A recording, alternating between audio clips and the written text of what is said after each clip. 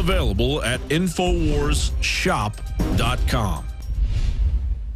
Sick of the globalist eugenicist control freaks adding poison to your water and laughing as you get sick and die? Start purifying your water with ProPure. My friends, I've done a lot of research, and the best gravity filter out there, bar none, is ProPure. And it's available discounted at INFOWARS.com. Its filters are silver impregnated to prevent bacterial growth. There's no priming required. It's NSF 42 certified. Optional fluoride filters can reduce fluoride up to 95%. Easy to set up and use. Doesn't require electricity. Purify water from lakes, streams, ponds, and wells. This filter system leaves in beneficial minerals, which is key. Save money by not buying bottled water and avoid BPA that leaches from the plastic. ProPure is the best gravity-fed filter out there. It's what my family uses. INFOWARS.com already has the lowest price on ProPure. But if you add the promo code WATER at checkout, you get an additional 10% off at INFOWARS.com. You can also call to order 888-253-3139.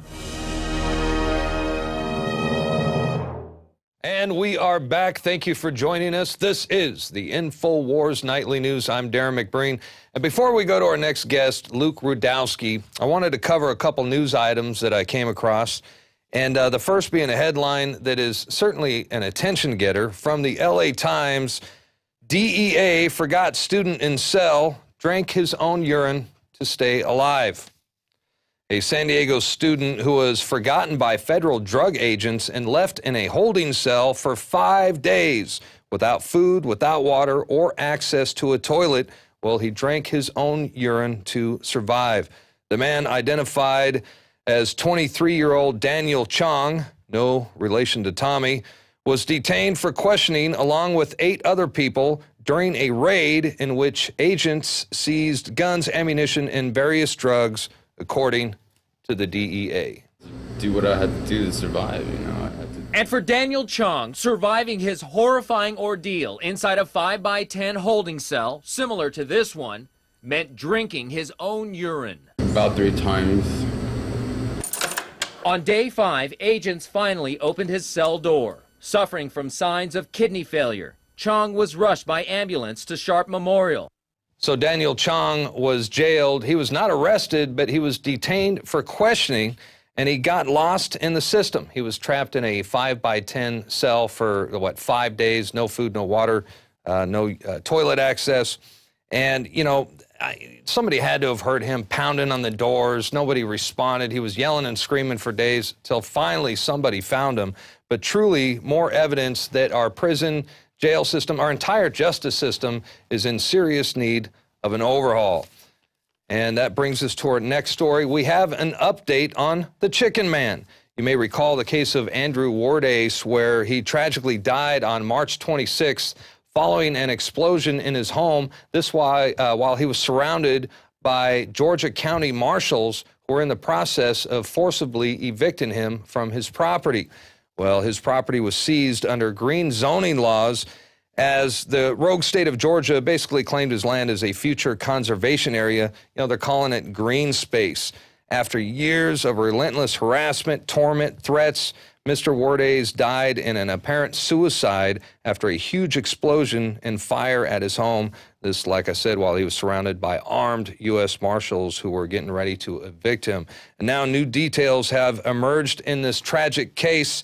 It's now coming to light that Roswell officials may have put immense pressure on Mr. Wardace's original mortgage holder to sell the mortgage note on his home, only to have it end up in the possession of a phony trust company that appears not to have ever existed. And I talked with Andrew's attorney, Ryan Strickland, about this the other day. Here's what he had to say. Now, I read there was an Examiner.com story that came out, and it was about the Equity Trust Company, or they called it Equity Trust Company Custodian, and the word company is handwritten and initialed. That is odd to me. I mean, it sounds like an illegal foreclosure, because this transition, or the transfer and assignment document, is what led to what you called it's an FBO 9191 IRA, which you've never heard of before, and that eventually led to the foreclosure. Am I right? That's right, and that's the basis of the case that we were just starting to bring for him when when everything kind of unraveled. We were filing a motion to stop his eviction from taking place on the basis that he had been foreclosed on illegally. Namely, when they sent out the foreclosure notice, they identified the owner of his mortgage as Equity Trust Company, FBO, which stands for the benefit of. So it looks like 9191 IRA owned his mortgage. But I know the document didn't have any address, name, telephone number. There's no contact information. And that's required by Georgia law, right? It is. Yeah. It absolutely is. So it turns out the entire eviction process was fraudulent to begin with, which is something that we speculated all along. That brings us to our quote of the day. This one is from H.L. Mencken. All government, of course, is against liberty. And speaking of governments against liberty, our next guest recently confronted President Obama's information czar, Cass Sunstein.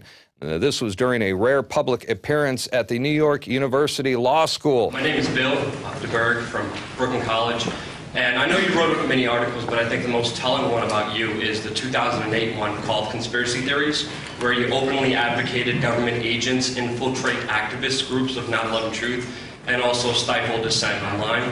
I was wondering, why do you think it's the government's job, or why do you think the government should go after family members who have questions about 9/11, responders who are lied to about the air, survivors whose testimony commits, and also government whistleblowers that were gagged because they released information that contradicts the official story? Why do you think the government should do that? I think, as Ricky said, I've written hundreds of articles, and I remember some and not others. That one I don't remember very well. I hope I didn't say that. But whatever was said in that article, my role in government is to oversee federal rulemaking in a way that is wholly disconnected from the vast majority of my academic writing, including that. So I know that I'm just asking because you may be the next Supreme Court Justice, or probably appoint you, and you did write those things, and that's why I want to bring them up to you. So all I can say is there are a lot of things that I've written, I guess, and there are even more things I'm said to have written. That, I may agree with some of the things I've written, but I'm not exactly sure. I focus on what my boss wants me to do. Cass Sunstein, before he joined the dark forces of the Obama administration. That's not a racial slur, folks. I was actually referencing Star Wars right there. But Sunstein wrote a couple of papers for the University of Chicago and Harvard where he called for a ban on conspiracy theories. Even went as far to say that legal action should be taken against anyone who created or started what he called dangerous conspiracy theories. The guy is a real piece of work. And now we're joined by Luke Rudkowski from We Are Change, who caught up with Sunstein and asked the questions that nobody in the mainstream is asking.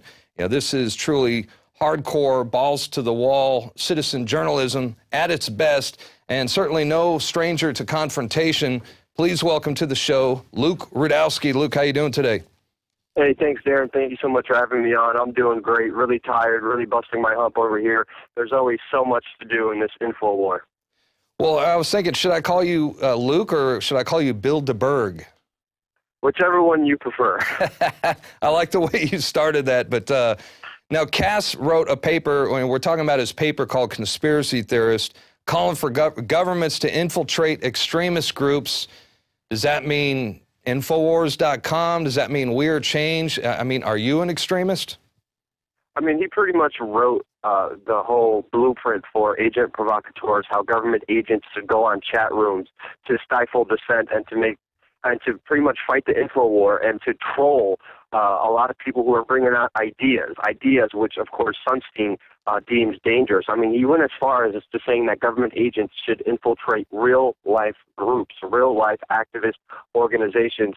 And it doesn't even stop there. I mean, he even proposed attacks on ideas, attacks on, posting things online if you're posting conspiracy theories, or even eliminating conspiracy theorists totally from the internet. Now, I hate that term, conspiracy theorists. We're not theorists. We're here representing family members who have questions, survivors who survived 9/11 and their testimony conflicts with the official story, first responders who were lied, and of course, whistleblowers who were gagged by exposing information that conflicts with the official version of 9/11. I mean, 9/11 truth is so important to what we're facing today on this war on terror, on this war on the American people. It's why we have the TSA putting their hands down everybody's pants. It's why we have this massive police state, the Patriot Act, and all these draconian laws coming into place right now in America. And the key to getting rid of that is exposing 9/11 for what it really was. Well, and these are the questions everybody should be asking. And like I said at the beginning, nobody in the mainstream seems to have the guts to go out and do what you're doing. This is truly a patriot citizen journalism at its best.